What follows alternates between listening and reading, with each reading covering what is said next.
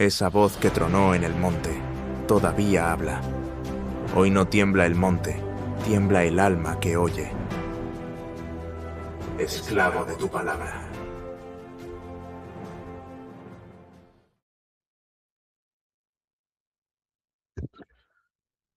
Muy bien, pues listo, gracias a Dios. Estamos nuevamente en Primera de Pedro, capítulo 5. Vamos a comenzar con el versículo 8. Ya estamos por terminar Primera de Pedro, estamos en el último capítulo, en los últimos versos. Y solamente para recordar, la vez pasada vimos, ¿no? Vamos a hacerlo un poquito para arriba, vamos al scroll. Y del 1 al 8 lo que Pedro hace es que da instrucciones a los líderes de la iglesia, a los ancianos, de cómo se tienen que comportar, cómo tienen que cuidar al rebaño, ¿no? Luego les dice que la recompensa les será dada por el príncipe de los pastores, esto es Jesucristo, y luego le habla a los jóvenes, al resto de la congregación, para que se sujeten a los ancianos en la medida que los ancianos están sujetos a la palabra, y luego no solamente así, sino todos sujetos unos a los otros, revestidos de humildad. Y Pedro entonces nos dice claramente que los cristianos debemos caracterizarnos por la humildad. Ahora, cuando tú te sujetas a los demás, estás mostrando un carácter humilde. ¿Por qué? Porque hay una razón. Dios resiste, aparta a los soberbios, pero da gracia a los humildes. Entonces Pedro termina diciendo que te humilles bajo la poderosa mano de Dios para que Él te levante cuando fuere tiempo. Y el que te humilles bajo la poderosa mano de Dios es que tú confíes en su providencia, fue lo que vimos la vez pasada, entre otras cosas, que eches toda tu ansiedad sobre Él porque Él tiene cuidado de ti. ¿Ok? Entonces, una vez que Pedro urge, digamos, a los cristianos a que caminen en humildad y que caminen en confianza en Dios, y esta confianza se ve en el versículo 7 y la humildad en el 5 y en el 6. ¿Ok? Vamos, el apóstol continúa con un llamado muy, muy fuerte a que seamos espiritualmente alertas, a que estemos espiritualmente alertas, y comenzamos con el versículo 8: sed sobrios y velad. ¿Ok? Sed sobrios y velad. Y hay una razón por la cual tenemos que ser sobrios y velar. ¿Por qué? Porque vuestro adversario, el diablo, como león rugiente, anda alrededor buscando a quien devorar. Entonces aquí Pedro le corre el velo a los cristianos de la realidad de la guerra espiritual continua que los cristianos tenemos con un enemigo personal, no con un ente abstracto, no con un concepto filosófico, sino con un enemigo personal, que aparte este enemigo personal es poderoso y maligno, y este enemigo personal de los cristianos es el diablo. Entonces, este es un llamado a la guerra, pero es un llamado a estar alerta. Entonces, ¿qué quiere decir primero sed sobrios? Cuando tú piensas en sobriedad, generalmente las personas lo relacionan con el alcohol, ¿no? Una persona que está consumiendo alcohol no puede estar sobria. Y desde luego, aunque eso puede estar implícito acá, básicamente lo que te está diciendo es, tu mente tiene que estar clara. Una persona cuando consume alcohol, pues tiene una mente que está más o menos obnubilada, ¿no? O sea, que está ahí, vamos, oscurecida, no piensa con claridad. Lo que Pedro te está diciendo de parte de Dios, lo primero que nos está diciendo es, sean sobrios, tengan sobriedad en el alma, tengan sobriedad en la mente. Es decir, tienes que tener una mente que no esté embotada por los excesos, por las concupiscencias de la carne, por las distracciones, por las pasiones pecaminosas. Tienes que tener una mente hiperenfocada en la realidad de la batalla espiritual que tú libras contra un enemigo otra vez personal y real, que es el diablo, y el diablo te odia. ¿Ok? Y Pedro te está diciendo, por favor, está alerta. Ahora, es interesante cómo Pedro aquí conecta, y sabemos que lo conecta por el contexto inmediato, cómo Pedro conecta el orgullo, ¿no? O sea, cuando les dijo a los cristianos que caminen en humildad y que se humillen bajo Dios y su mano poderosa y que Dios resiste a los soberbios. ¿Cómo conecta el orgullo con la sobriedad? Porque al final el orgullo es una forma de embriaguez, digámoslo así, espiritual, que no te permite pensar con claridad, que entorpece tu capacidad de discernimiento. Por otro lado, en contraste, cuando tú andas con humildad y dominio propio, te mantienes alerta en tu mente, en tu alma, ante las estrategias y las tácticas del enemigo. Y no solamente dice que seas una persona con sobriedad, sino una persona que vela. ¿Qué significa que veles? Que estés despierto, que estés vigilante, como los centinelas, por ejemplo, que estaban ahí en las torres vigilando de noche que no viniera un enemigo. Así Dios nos llama que estemos preparados para discernir las estrategias de Satanás. No es la primera vez que leemos los cristianos este mandato de velad. ¿Dónde más lo podemos recordar? ¿Quién sabe? ¿Dónde más podemos recordar este mandato de velar?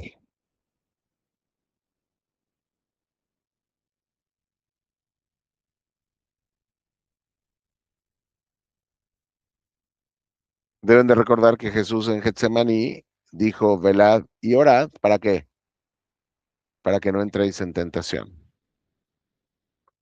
¿Ok? Entonces, lo que Pedro te está diciendo acá, cuando te dice que seas una persona con sobriedad y que veles, es una metáfora doble en realidad. ¿Ok? Que no te dejes embotar por los placeres temporales del pecado que adormecen tu alma, que no te entregues a los afanes de esta tierra, a los deleites de esta tierra, que no entres en un sueño espiritual o letargo espiritual, sino que estés espiritualmente despierto, enfocado, sabiendo que estás en un estado de guerra en esta tierra. Si tú estuvieras en la guerra, tú sabes que los soldados tienen que estar alertas, porque en cualquier momento, de cualquier frente, puede venir el ataque que les cuesta la vida. Y en el mundo espiritual es lo mismo para nosotros. Satanás no nos quiere hacer cosquillas, él nos quiere destruir. Desde luego no puede hacer nada si el Señor no lo permite y si el Señor no lo ha ordenado antes, con propósitos buenos. Pero el mandato es: sé una persona sobria y no caigas en letargo espiritual. ¿Ok? ¿Por qué? Porque al día de hoy estamos en un estado de guerra y no podemos permitir que el enemigo nos sorprenda. Ahora, ¿cómo velamos los cristianos? Cuando Cristo estaba ahí en Getsemaní con los 3 apóstoles y les dijo que velaran con él, ¿qué les dijo que tuvieran que hacer? Velad y orad para que no entréis en tentación. Es el mismo principio. Y sabemos que Pedro lo recuerda de su maestro y lo pone acá, porque o sea, es lo mismo que Cristo le dijo a Pedro en ese momento en Getsemaní. Entonces, en ese sentido, los cristianos tenemos que tener una actitud constante de oración, de estarnos alimentando de la palabra, de examinar nuestros corazones y nuestras vidas, porque estamos conscientes que tenemos un adversario, un enemigo que nos quiere destruir. ¿Ok? Entonces, vamos hasta aquí, por cuanto a sed sobrios y velad.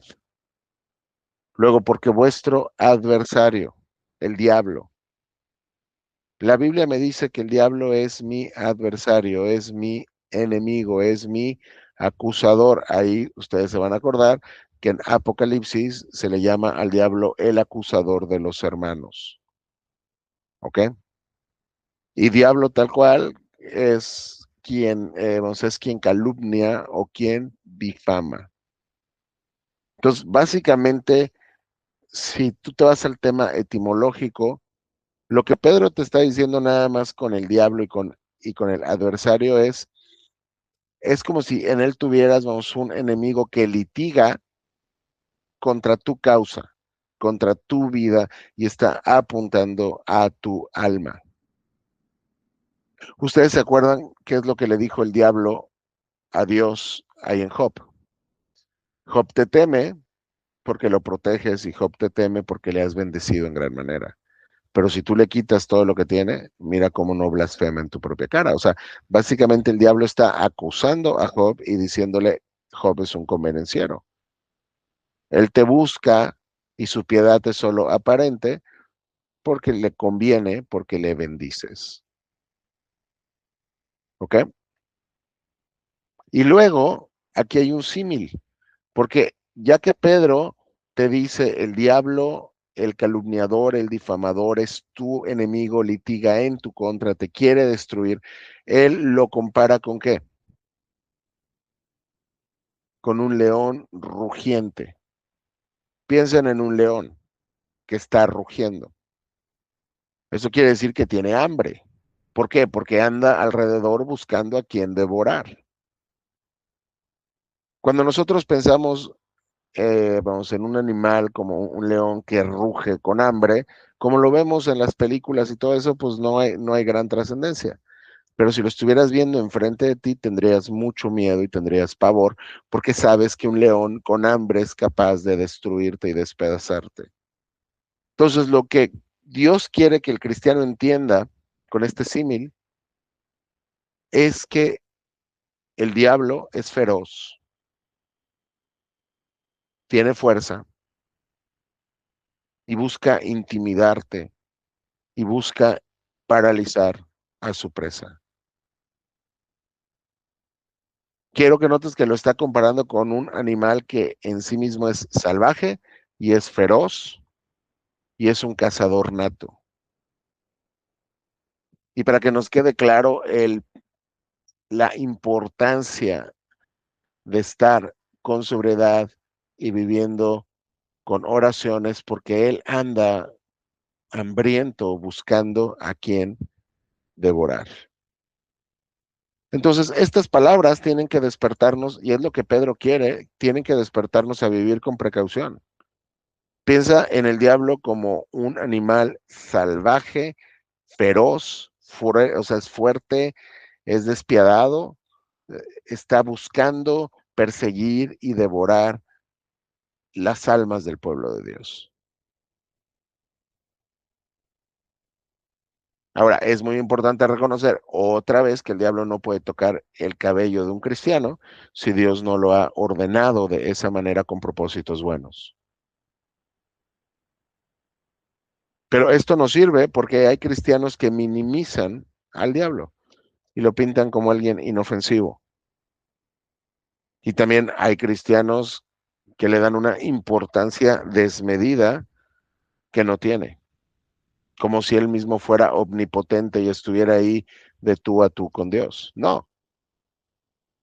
Ahora, comparado con nosotros, el diablo es absolutamente poderoso, pero para nada es como Dios, ni es igual a Dios, es una criatura. Dios no es una criatura.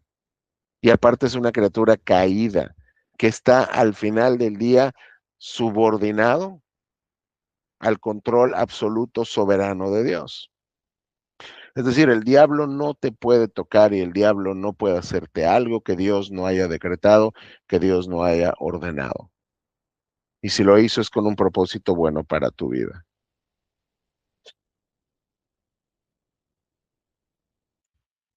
Y esto lo podemos ver otra vez en el libro de Job, en el capítulo 1, que es cuando comienza, que es cuando se plantea toda la trama que se desenvolverá en el libro.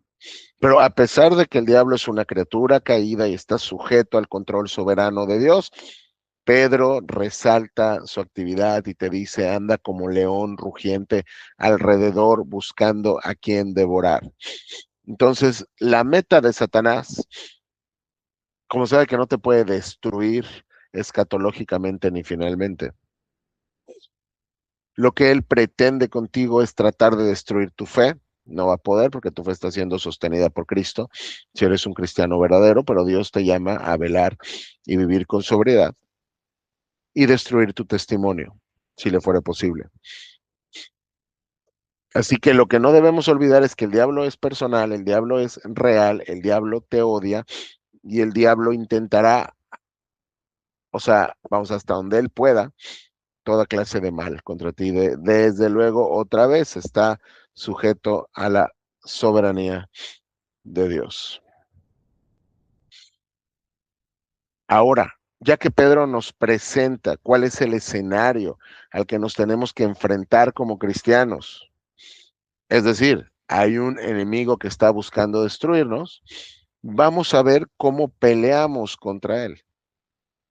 Y viene el versículo 9, al cual, es decir, al diablo, que está como león rugiente buscando a quien devorar, al cual resistid firmes en la fe.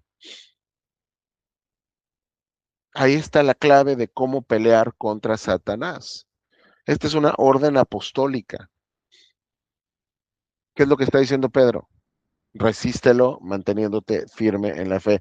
No puedes, ni se trata de reprender a Satanás, no puedes hacer eso. No tienes ese poder. Dios no te lo dio.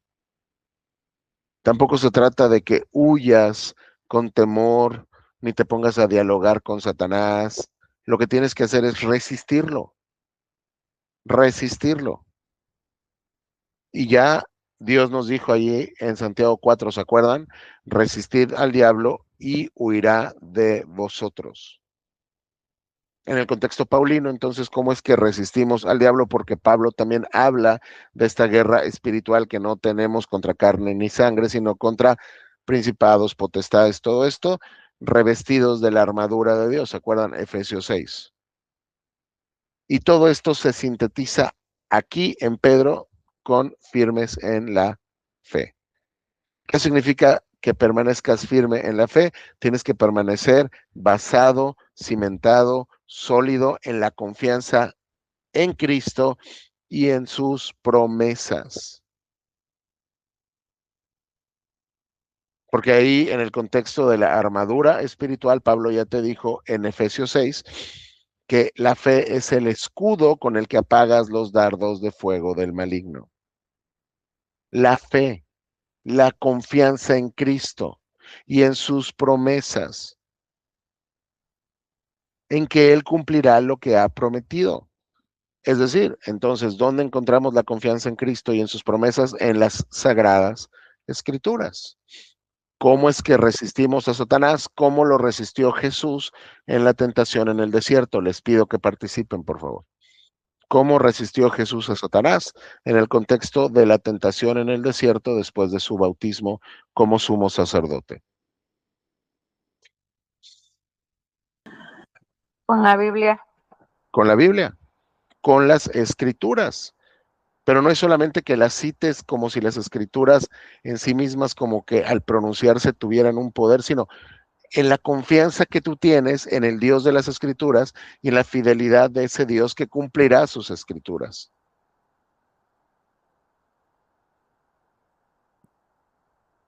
Entonces, no es tu fortaleza personal la que derrota a Satanás.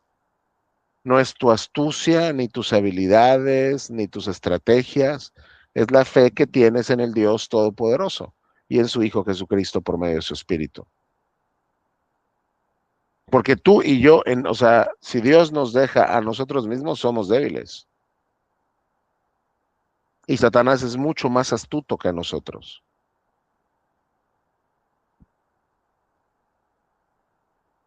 Por eso es que Pedro te dice, vela constantemente, porque Satanás por medio del mundo te estará todo el tiempo acosando con toda clase de tentaciones, con toda clase de presiones, a que te apartes de la fe y dejes tu confianza en Dios. Ahí cuando Pedro está dialogando con nuestro Señor, poco antes de su pasión, de su crucifixión, y el Señor le dice a Pedro, Satanás les ha pedido para zarandearlos, te ha pedido para zarandearte. Cristo, o sea, vamos, en el contexto está implícito, Cristo le dijo a Satanás que sí, no es que le negó, pero la respuesta de Cristo nos da la clave, pero voy a orar por ti para que tu fe no falte. Y Pedro está recordando todo eso, por eso te dice, la manera de resistir a Satanás es estar firmes en la fe. Únicamente podemos apoyarnos por la fe en el poder de Cristo, por medio de su Espíritu. Si tú llegas a la batalla con Satanás investido de la fe, con el escudo de la fe, vas a vencer contra Satanás, porque peleas bajo la bandera de Cristo.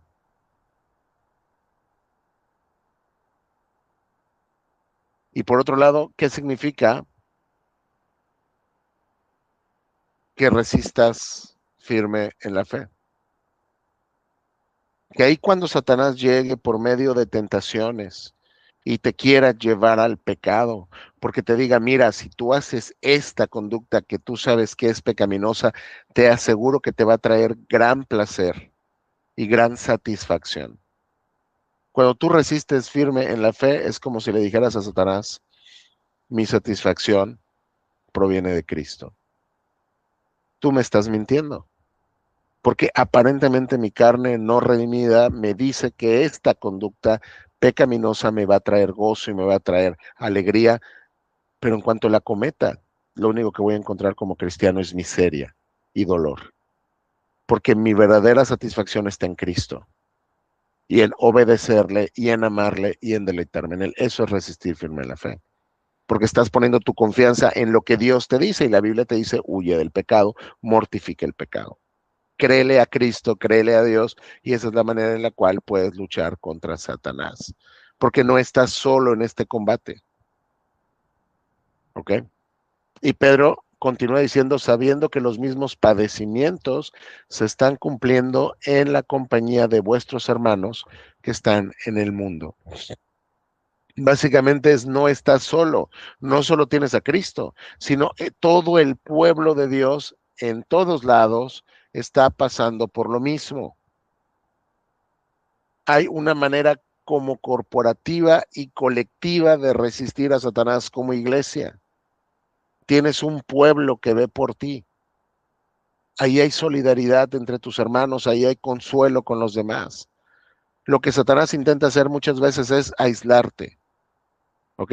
Como que te lleva a pensar que las pruebas que tú estás pasando son únicas, son inusitadas, nadie más las ha conocido en la historia del cristianismo, solo tú estás pasando por esto y nadie más ha sufrido como tú. Si tú sigues pensando así, desde luego, pues te desanimas. Pero la verdad, o sea, es que lo que Pedro dice de parte de Dios es que todos tus hermanos, la iglesia entera, está sufriendo cosas similares. Cuando Pablo está, vamos hablando sobre las pruebas, ¿no? O sea, que manda Dios, o sea, con el sufrimiento, con la aflicción, dice que no te ha venido algo que no sea común a los hombres. Ahí los puritanos, ellos decían que, que lo que Satanás quiere es que en medio de tus sufrimientos y tus pruebas, tú murmures contra Dios para ver si quizá de esa manera apostatas de la fe. Lo que ellos decían es la estrategia de Satanás es llevarte a tal grado de desánimo, llevarte a tal grado de no estar como satisfecho con la providencia de Dios en Cristo, para que empieces a murmurar contra Él y a quejarte contra Él, para ver si ese es el camino que va a terminar con tu apostasía final. Así que lo que Pedro les está diciendo es, sus hermanos están sufriendo también, el diablo también los quiere matar en todo el mundo, en otras partes, los creyentes alrededor del mundo y no solo del día de hoy, los creyentes de toda la historia de la iglesia han pasado por tribulaciones, han pasado por pruebas que se comparan a las tuyas y ojo, muchos han resistido hasta el fin.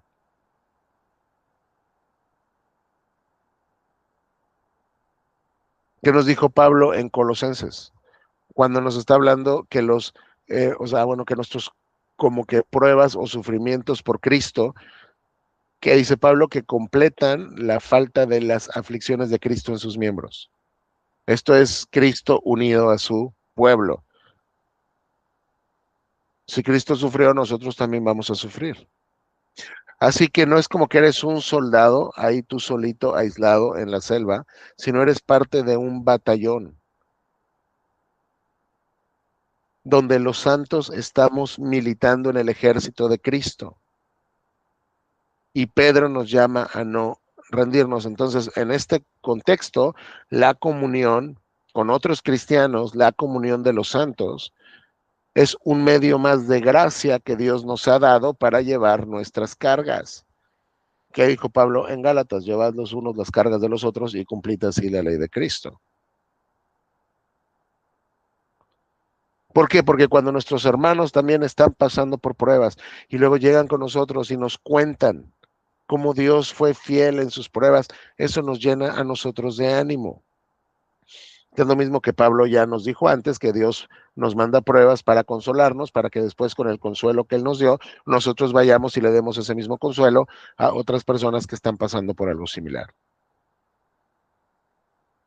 Entonces, la lucha contra Satanás no se gana aislado, se gana firme en la fe, confiando en Dios y en sus promesas y siendo parte activa de un pueblo que, como tú, está pasando lo mismo. Y también tienes que entender que así como contigo, Dios seguirá preservando a su pueblo. ¿Ok? Satanás no podrá tener la victoria final. Los verdaderos cristianos van a perseverar firmemente en la gracia. ¿Por qué? Porque Dios lo ha garantizado. Si Dios lo dejara a nuestras fuerzas, nadie sería salvo, nadie perseveraría. O sea, somos débiles. Pero Dios, de manera fiel, de manera misericordiosa, nos confirma en la gracia que Él ya nos confirió.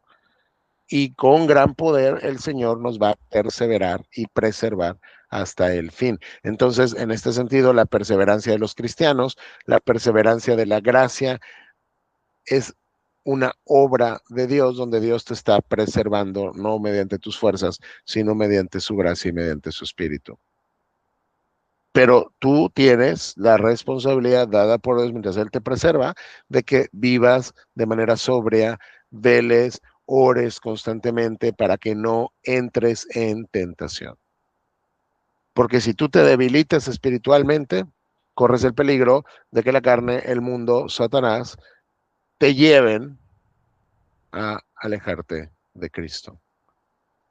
Entonces Dios nos está guardando. Y eso hay que tenerlo bien presente, nos está guardando, pero no nos está apartando de la batalla, sino nos guarda en la batalla. Mientras de manera diligente, esto es importante, diligente, usamos los medios de gracia que Él nos ha dado, como en este caso la palabra, la oración, y vivir de manera vigilante. Ustedes recuerdan cuando Cristo está enseñándonos cómo orar, una de sus peticiones es: no nos metas en tentación, mas líbranos del maligno. Tenemos que examinar todos los días nuestros corazones, confesar los pecados que hemos cometido, no dar, como dice Efesios, un lugar al diablo. Y tenemos que estar ahí, digamos, apoyados y soportados por una comunidad local de cristianos que estén con nosotros en esta misma batalla, en este mismo peregrinaje, porque entonces aquí el llamado ya no es individual, sino el llamado es corporativo. Resiste al diablo con firmeza en la fe, juntos todos ustedes, santos militantes de Dios, como un ejército, como iglesia. Sepan que su capitán, que nuestro capitán, ¿quién es? Cristo. Entonces Cristo ya venció al maligno, al diablo en la cruz, lo despojó y nos asegura la victoria final. ¿Ok? ¿Hasta aquí tienen alguna duda? No, no. Dame un segundo. Muy bien. Entonces continuamos al versículo 10. Mas el Dios de toda gracia, que nos ha llamado a su gloria eterna en Cristo Jesús, después de que hayáis padecido un poco de tiempo, Él mismo os perfeccione, confirme, fortalezca y establezca. A Él sea la gloria y el imperio por los siglos de los siglos. Amén. Entonces, tras darnos estas exhortaciones, tras darnos estas advertencias, Pedro aquí ya está cerrando la sección con una bendición y con una declaración de confianza en Dios. Entonces, así como en los versículos anteriores te dijo que veles y él conecta el velar con la oración porque se lo escuchó a Cristo en Getsemaní, básicamente el versículo 10 es como una especie de declaración, como una especie de oración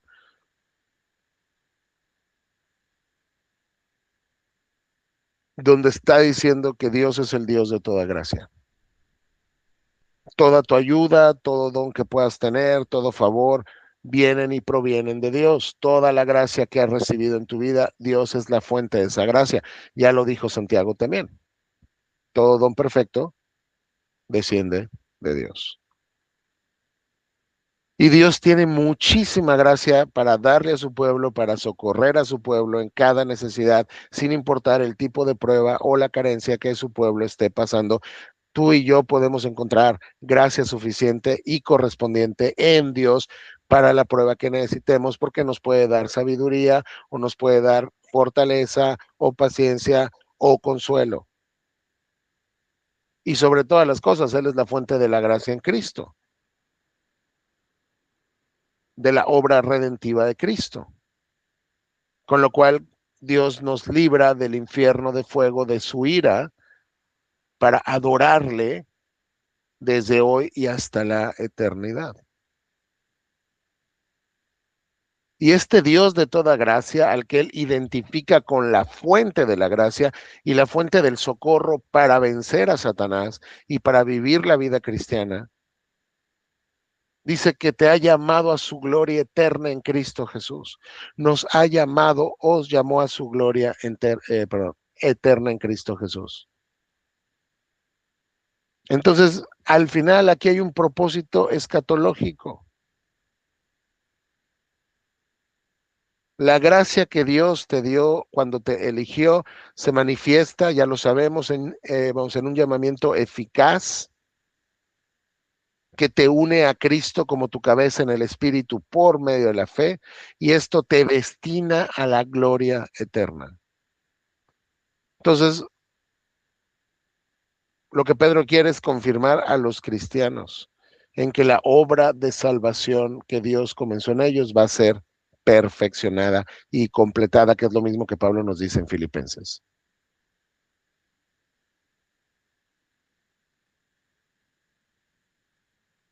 Entonces, si tú fuiste elegido y llamado, serás preservado, perseverado, y en su momento serás glorificado, porque ya lo leímos también en Romanos 8, a los que Dios llama, Dios justifica, y también Dios les glorifica. A los mismos que llamó son a los mismos que justificó, y son a los mismos que glorificó. Y si Dios te ha llamado en Cristo, es decir, Cristo es el fundamento de tu salvación, y tu confianza está en Él y no en tus méritos, Dios te llamó a su gloria eterna, y ese propósito de Dios no se puede frustrar.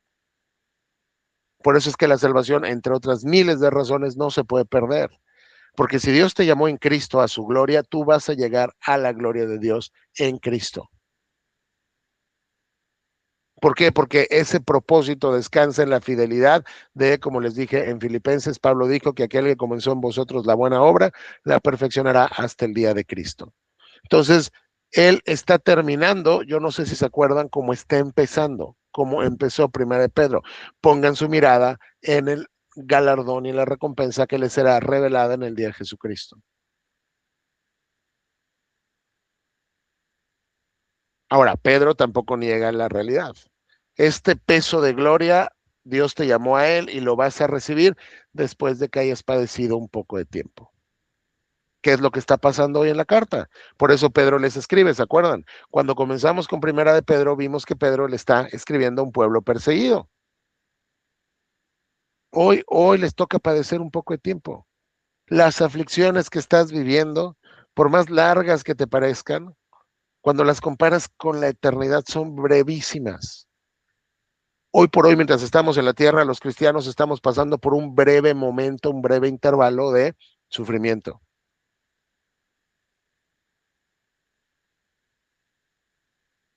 O sea, es de esperarse. No es como que Dios ha perdido el control. Es parte de su propósito y es parte de su plan. Pero recuerda, este Dios de toda gracia te ha llamado a su gloria eterna en Cristo. Eso no va a dejar de pasar. Y luego termina diciendo Él mismo. ¿Quién es Él mismo? Hay un énfasis aquí personal en quién, en Dios. Él va a hacer 4 cosas en los creyentes. Dios mismo obrará 4 cosas en los creyentes, que son, los va a perfeccionar, los va a confirmar, los va a fortalecer y los va a establecer. Y básicamente estas 4 palabras son como casi, pues como sinónimos. Ok, vamos, o como facetas de un mismo acto. Dios nos restaura y nos hace estar cimentados, firmes, inconmovibles en su gracia con destino a la gloria. En pocas palabras, esto se puede como resumir: Dios completará la obra de santificación en sus hijos. Y lo que Pedro está haciendo acá, al poner varios como términos que al final están como bien vinculados y relacionados, está enfatizando que el mismo Dios mismo se va a encargar de que tú cristiano y yo cristiano seamos perfectos, firmes, fuertes, estables en la fe. Eso es una obra sobrenatural de Dios. Y estas palabras, desde luego, van a tener su cumplimiento final en la glorificación, porque en la glorificación vas a ser confirmado como impecable y vas a tener un peso de gloria para siempre. Pero en esta vida, poco a poco, vamos creciendo y madurando y estando más firmes, afianzados, cimentados en la gracia de Dios por medio de las pruebas. ¿Por qué? Porque ya nos dijo Romanos, ¿se acuerdan? Que el sufrimiento que produce o sea, los cristianos produce carácter, produce esperanza. Entonces, Dios usa, y lo pueden ver en Job con toda claridad, Dios usa incluso los ataques de Satanás y los dolores que pasamos, las pruebas, los sufrimientos, las dificultades, para fortalecer nuestra fe como un entrenamiento espiritual para al final que se logre este propósito de que Él nos perfeccione, nos confirme, nos fortalezca y nos establezca. Entonces Dios usa las pruebas para que seamos más dependientes de su gracia, porque Él es la fuente de toda gracia y Él es el Dios de toda gracia y de Él solamente viene tu seguridad. Entonces, el cristiano o sea, tiene que tener una seguridad total de que Dios te va a preservar hasta el fin. No vas a ser tú arrebatado de su mano. No vas a caer de su gracia. Esto no quiere decir que no vas a tener tus luchas en la tierra, incluso puedes pecar gravemente, pero si no te arrepientes, tu padre te va a traer con disciplina de nuevo a él, pero él no te va a soltar. Los suyos no se van a perder. Los cristianos no nos vamos a perder. El Señor siempre nos renueva por medio de su Espíritu en arrepentimiento y en fe. La fe que tú tienes no proviene de ti. El arrepentimiento que tú manifiestas no proviene de ti. Es una obra de Dios en tu vida. Y entonces cuando tú sabes que nada de esto depende de ti, ¿cómo vas a ser soberbio? Y se conecta con lo que ya vimos en este capítulo. ¿Cómo vas a ser orgulloso? Tienes que llenarte de humildad, de piedad, etcétera. ¿Por qué? Porque es Dios trabajando por medio de ti.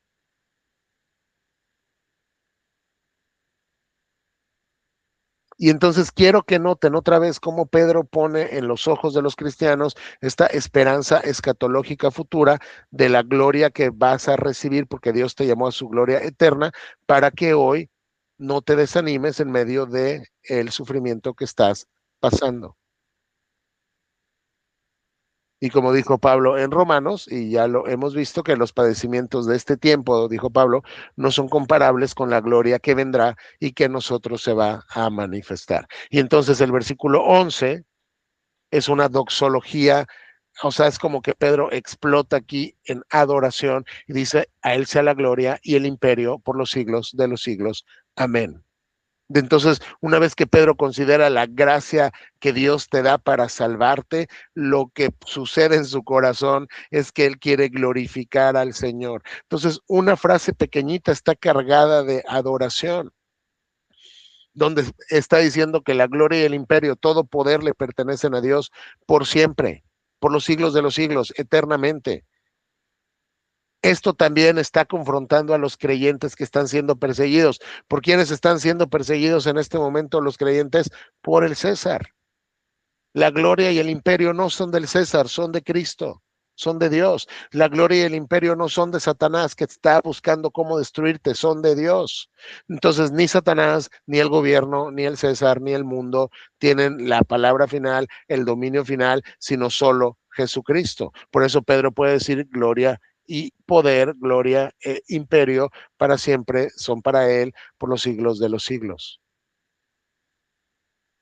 Y termina con un amén, que es una palabra de confianza.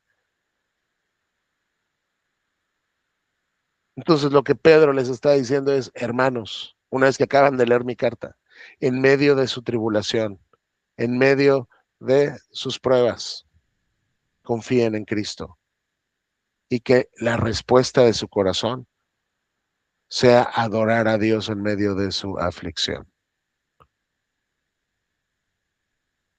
Entonces, quiero que vean cómo Pedro no solo está tratando de llegar a la mente de los cristianos, sino a los afectos. ¿Qué es lo que la Biblia debe de hacer? No se debe quedar todo en lo cognitivo. Las verdades escriturales que Dios nos permite entender deben inflamar nuestro corazón de amor y pasión por Cristo. Entonces esta esperanza escatológica de la gloria eterna en Cristo culmina con adoración y a Dios sea la gloria por siempre y para siempre. Y luego termina con saludos personales por conducto de Silvano, el hermano fiel, como así lo considero, os he escrito brevemente amonestándoos y testificando que esta es la verdadera gracia de Dios en la cual estáis. Estas ya son como unos, bueno, como un apéndice que Pedro pone al final. Primero saluda, perdón, al primero que menciona es a Silvano y le llama un hermano fiel, ¿ok? Y no sabemos exactamente quién fue este Silvano. Hay ciertos comentaristas que consideran que este Silvano es el Silas que está ahí con Pablo en la prisión, ¿no? Y si fuera entonces así, lo que Pedro está diciendo es que este Silvano o Silas fue el que escribió la carta físicamente cuando Pedro la está dictando. Dice, por conducto de Silvano, el hermano fiel, como así lo considero, os ha escrito brevemente. O sea, él fue mi amanuense, ¿no? O tal vez el mensajero que les llevó la carta, ¿ok? Y básicamente lo que Pedro dice es, esta carta tiene el propósito de amonestarlos y darles testimonio de que esta es la verdadera gracia de Dios, es decir, Jesucristo, en la cual ustedes ya están. La iglesia que está en Babilonia, juntamente elegida con vosotros, os saluda, y también Marcos, mi hijo. Entonces, una vez que Pedro les dice, yo quería animarlos en la gracia de Dios en medio del sufrimiento, porque aunque hoy están sufriendo, están en la gracia de Dios, por eso dice, es en la gracia en la que estás. Una vez que Pedro ha terminado su carta, y si se acuerdan, nos ha dicho cuál es la identidad del creyente como un elegido, cómo debe vivir el cristiano, cómo debe sufrir el cristiano con piedad en medio de la persecución y de todas las exhortaciones que ya nos dio Pedro a velar y a perseverar. Dice que la iglesia que está en Babilonia. Y aquí también, muy probablemente, no se refiere a Babilonia, que es hoy, digamos, Irak, sino creen también que es, vamos, un nombre de código, ¿no?, para la iglesia en Roma.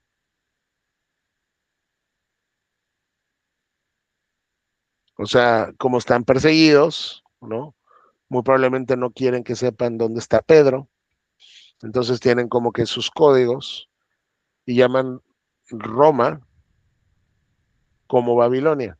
Ahora, posteriormente, cuando ya no tenemos apóstoles, los cristianos empiezan a llamar a Roma como Babilonia y la identifican cada vez más después como un centro de idolatría y de persecución. Pero aquí el punto es si está en Babilonia o está en Roma. Roma, básicamente él está en una iglesia que dice junto con vosotros ella es elegida. Nuevamente Pedro dice que las iglesias locales de verdaderos cristianos, estén donde estén, forman parte del pueblo elegido con Dios. Y luego dice que Marcos es su hijo. Este es Juan Marcos, el joven que ya sabemos comenzó los viajes con Pablo y Bernabé, se pelearon por él y ya después, posteriormente, se cree que Marcos tiene como una colaboración muy cercana con Pedro, o sea, bueno, que Pedro llega y le disipula y entonces por eso creen que, bueno, por eso se asegura que Marcos cuando escribe su evangelio es la versión de Pedro. ¿Ok? Y termina con el versículo 14, dice que se saluden unos a los otros o saludaos unos a otros con beso de amor. Pase con todos vosotros los que estáis en Cristo Jesús.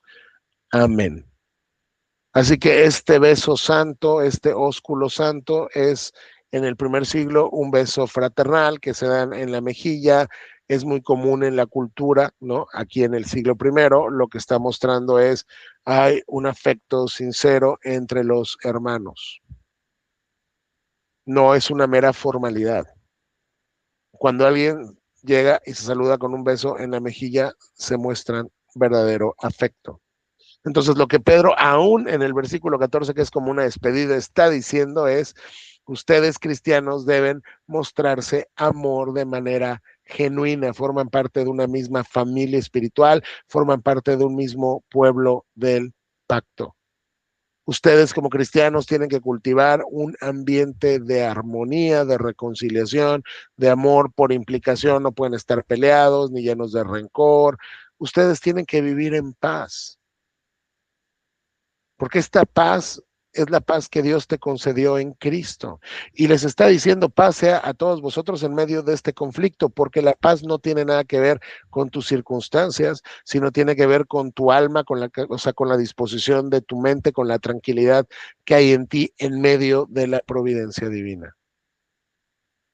Y claro, dice que la paz es con los que están en Cristo Jesús, porque solamente estando unido a Cristo es que tú tienes paz con Dios y solamente estando en Cristo es que todas las bendiciones de Dios llegan a Cristo y entonces llegan a ti porque estás unido a Él por la fe como su pueblo elegido y por eso tienes el perdón de tus pecados y tienes la esperanza escatológica de la vida eterna.